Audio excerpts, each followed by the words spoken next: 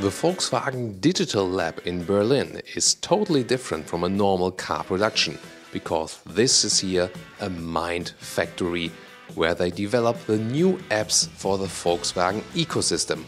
We will explain you what those apps are and what's behind the idea here today in a special feature. So the new ecosystem is called Volkswagen We. Not like the V, like you play with, but we like W-E. It's like us, we. And what is meant by that? Well, they're actually trying to host a lot of different services under one roof. And basically, they're starting with the IAA Motor Show now and rolling those out. And there will be 4 basic elements. So it starts with park, delivery, commerce, and CarNet. And the last one is already known from a lot of different reviews we did earlier. And we'll go into detail about all those 4 different points, because we also did some additional footage of those where we can explain you those in detail. Starting with parking, Volkswagen wants to gather collaboration partners, for example the communities, the cities themselves, but also private park hosters. And then you can pay those parking tickets, for example, just via the app, without any coins and stuff.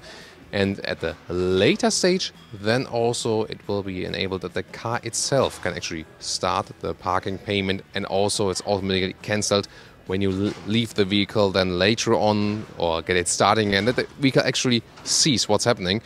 But so far it's running with the app, and then you can start or stop them yourself. And this is one way to help, get an easier parking life. Delivery, or just deliver. This project aims that you are able to give, for example, like a favorite parcel service, the access to your trunk in the vehicle, that you're parking somewhere, maybe at work, and then you don't have to wait for it, don't have to schedule an appointment at home.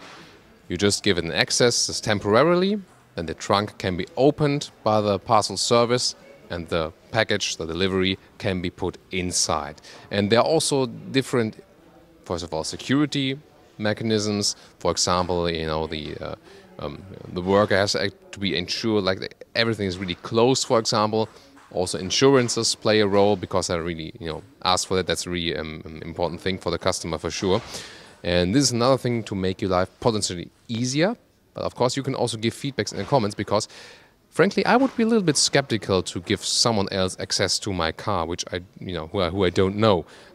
It's pros and cons. What do you think? Imagine you, for example, interested in some special hobby or sports game or whatever, or maybe your favorite food is pizza. And then this commerce app, developed together with IBM, can then put information to your car. For example, you're driving somewhere and you like to buy flowers for your wife, for example, and then pops up, hey, there's some like new flowers here, you can get special ones. Or maybe you're trying to get to a car wash, and the one car wash is blocked. And then the app can suggest, hey, I got another car wash that is empty, you can go to. So I think this is, in an area you can see, I think it's a little bit between service and, getting more money from the customer, for sure. I'm not actually sure. It can offer a lot of good service, that's for sure. But I think it always has to, be in balance, that it doesn't annoy the customer. And it's also not like, buy, please buy more. But they have ensured us, also they talk to the software engineers, the program is learning by your behavior. So if you, for example, very often cancel something, or for example, you cancel something like after work, then you don't want to be annoyed. And in the morning, maybe you think, I would like to have some suggestions. Then the system is also learning on your behavior. When do you want to be, maybe get some, getting some offers, and when you don't want to be disturbed. Ain't I looking fancy in this green chair, lounge, whatever?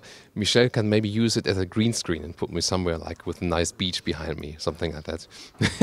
So, getting to our 4th point, and this is the Volkswagen CarNet app, and actually some services of those are already in place, and it's about map updates, for example. This is the first thing that will come also then with over-the-air updates. It will not be possible, like with Tesla yet, for example, to change something with the car, but rather with the software that is running in the background, for example, with the infotainment system. That will also be possible with the Volkswagen vehicles. And actually the Passat in 2018 will get the first new apps from that. And then it's not only about map updates, but also, about concierge services, for example, those SOS buttons, they are mandatory very soon. They come with a separate SIM card, so then the car will always be online and also can be connected in many more potential ways. So the car will always be online. It will deliver data as well in an anonymous way. That, is, I think, a very important point. And today you can already use this Connect app. So it's already really a lot of people using that. And this app is already delivering you information on your vehicle, for example, the current status and the last trips, for example. Also maybe on your driving behavior, if you want to assess that yourself on your last trips, how you've been driven, for example, did you have an eco fuel run, or maybe did you hammer the throttle too much? You can access that via the app already right now. And this is also one of those basic apps that will then together evolve into a bigger ecosystem. So what they're doing at the moment is developing a lot at the same time, parallel. And from those different apps and different elements, this one will be all integrated into one roof sooner or later. And I think it's also a new approach, just like do something and not wait until others do it, because that's actually what also happens in a software car business, basically, the past years. So the classic manufacturers are really urged to do something now. And now we're joined by Jürgen Stackmann, Head of Marketing and Sales at Volkswagen. My first question is, did you ever imagine that you're not only going to build cars, but also being a software company?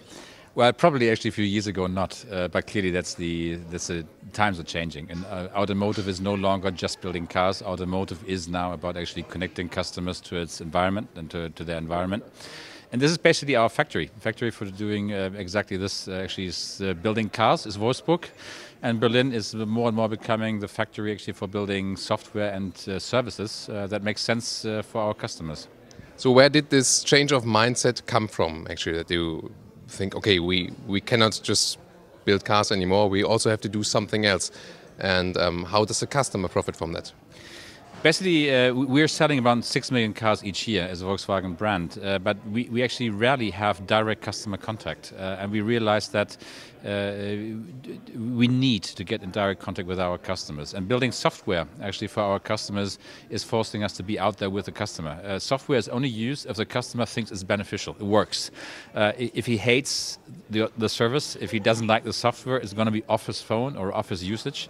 So we are really forcing ourselves with this unit to get into real contact with our customers. And I think you showed here, we have teams who are cross-functional, we have IT specialists, we have marketing specialists, we have service specialists, service designers that work together as one. And I think we have new characters, new team members. It's the most international team we have here. How many do you know? How many? It's changing every week because you see actually a lot of people from India, a lot of South Americans, Canadians, a lot of Germans from different places.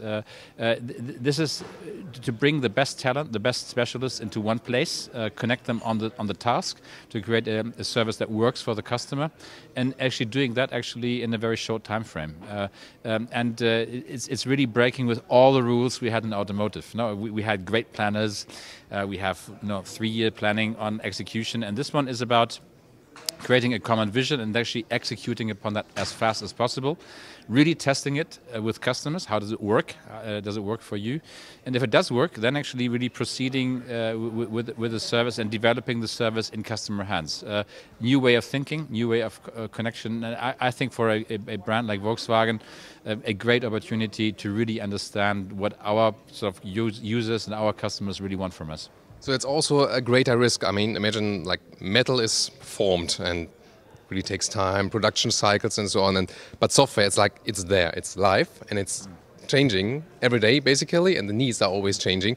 And so I also heard that you have this, change of strategy, that you're really going live, maybe with a product that is not like 100%, but also maybe 80 or 90%, and then make experience live on the way, on the go.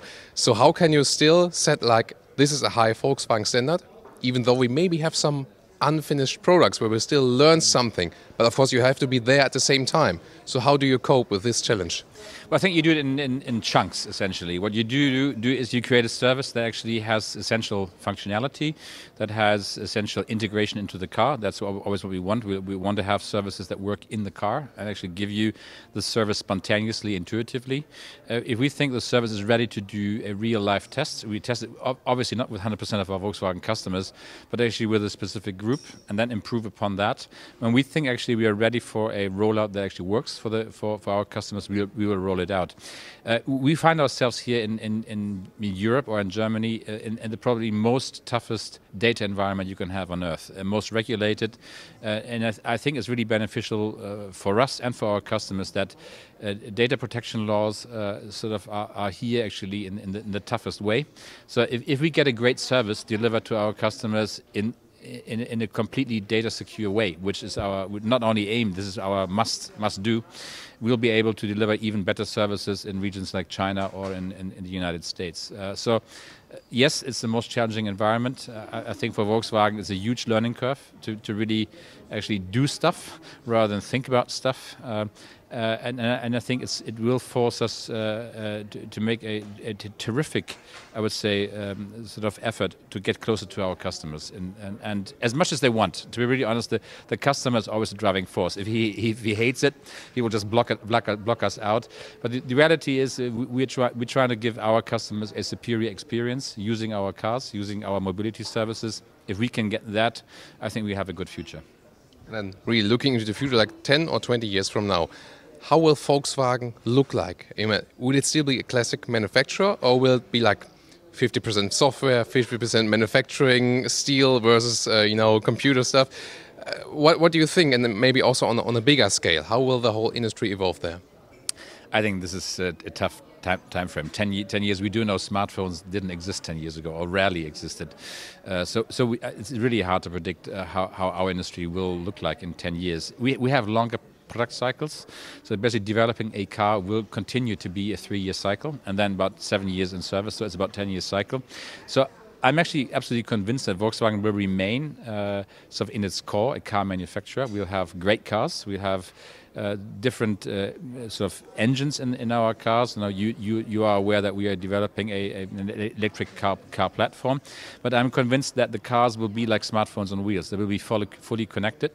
And it's our duty not to replace sort of big platforms like Facebook or the big sort of, let's say, public domain social ecosystems, but actually offer our customers a superior drive or a superior experience with our cars. And if we can achieve that people think that Volkswagen is the company doing that best, I'm extremely happy. I can't really see how the future will look at in 10 years. It's going to be much more dynamic. We'll have more of these places in more regions. As much of this software generation and service design is actually regional. People in South America like different things in reality than Germans do. So we have to sort of, in order to be connected, we have to develop our work in South America at the same time. So we'll be more international. I would say more connected to our consumers. But I would say that there's a good call. Volkswagen will remain a great car manufacturer. So, and I think you are able to test that yourself, because all the software that is being developed, partly even open to non-Volkswagen customers, you will experience it yourself and then can judge it if you like it or not. If you don't, it gets thrown away probably. If you like it, Jürgen Stackmann will ensure that it will be developed further. Thank you so much for the insight. Thomas, thank you very much. Thank you.